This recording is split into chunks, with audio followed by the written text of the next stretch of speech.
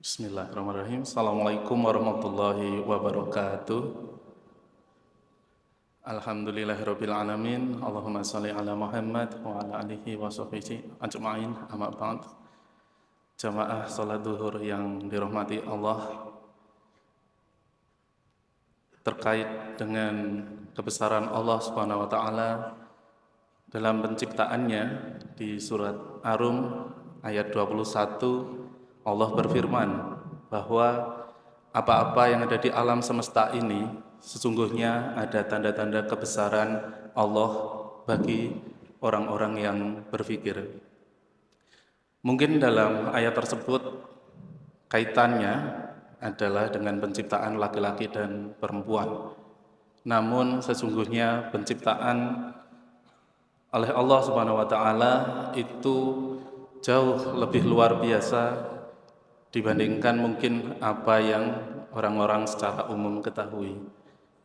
Mungkin di beberapa minggu yang lalu, rekan kami dari Prodi Bioteknologi menyampaikan terkait dengan mekanisme pertahanan diri dari bakteri yang disebut sebagai CRISPR, seperti itu.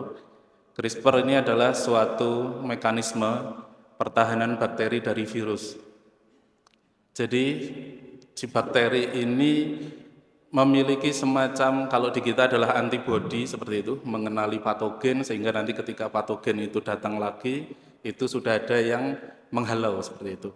Nah, kalau di CRISPR ini dia levelnya adalah lebih ke molekuler, sehingga dia mengenali DNA si virus, sehingga dengan mekanisme ini si bakteri itu bisa menargetkan DNA virus sehingga si virus tidak bisa berkembang.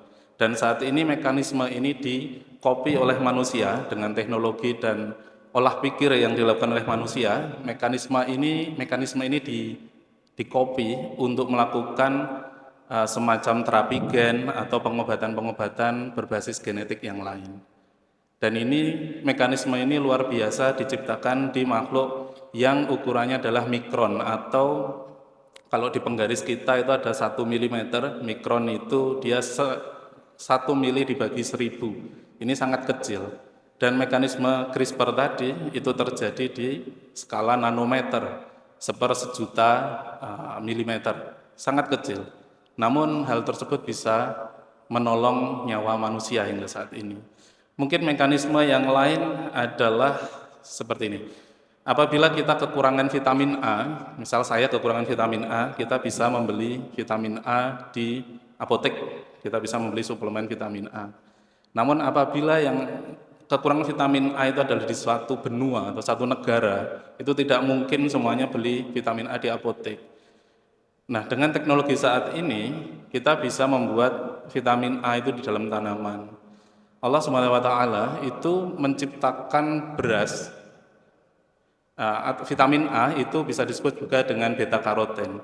Nah, Allah Subhanahu wa taala itu menciptakan beras itu dengan mekanisme atau ada proses yang sama dengan sintesis vitamin A, namun dia belum selesai.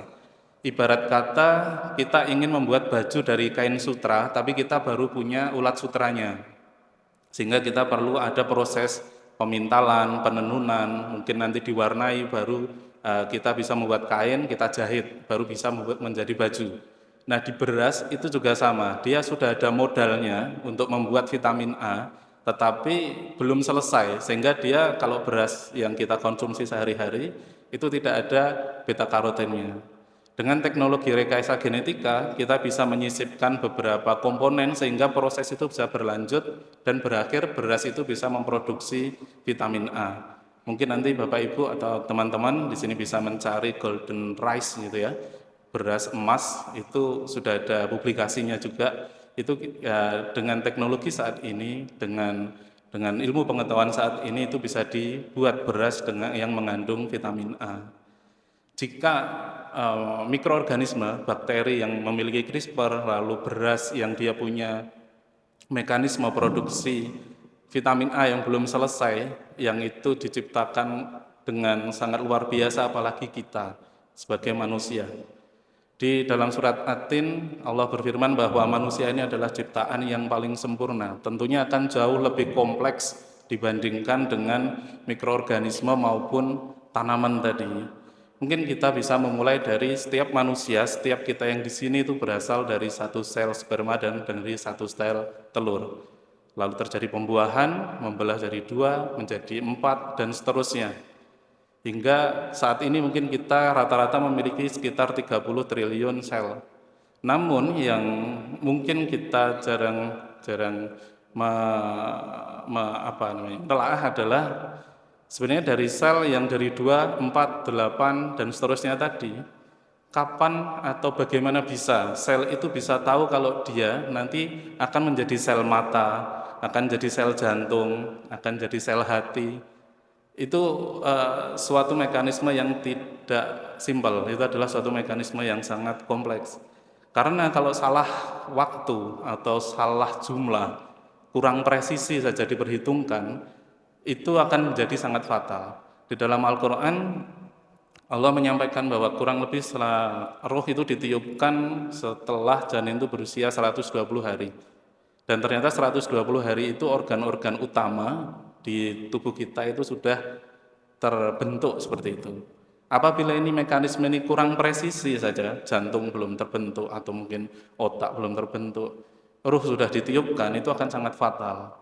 Namun Maha Besar Allah, saat ini kita bisa diciptakan dengan sangat sempurna karena kepresisian yang sangat tinggi.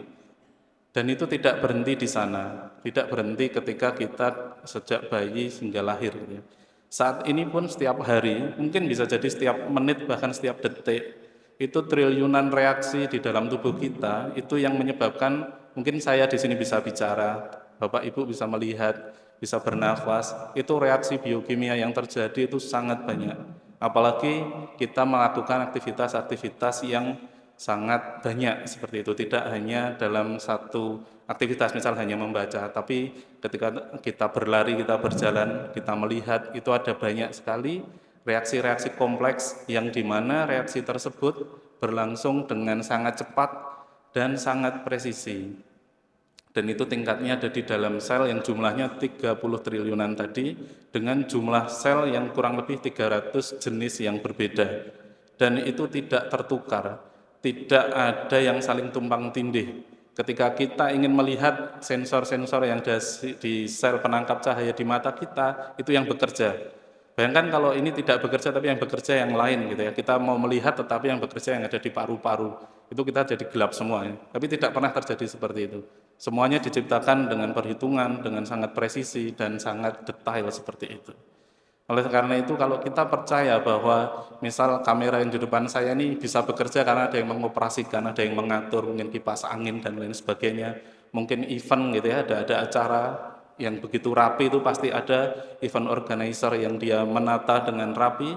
Sesuatu hal yang ada di dalam tubuh kita seperti reaksi-reaksi tadi itu pasti juga ada yang mengatur di baliknya.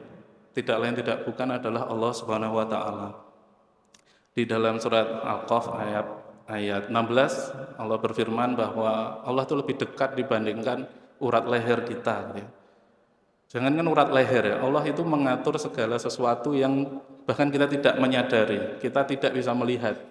Sehingga ketika kita menyadari hal tersebut bahwa Allah itu sedekat itu dengan kita, terutama bagi orang-orang yang beriman, kita tentunya akan lebih berhati-hati dalam bertindak, dalam bertutur kata mungkin ya, untuk berperilaku setiap hari.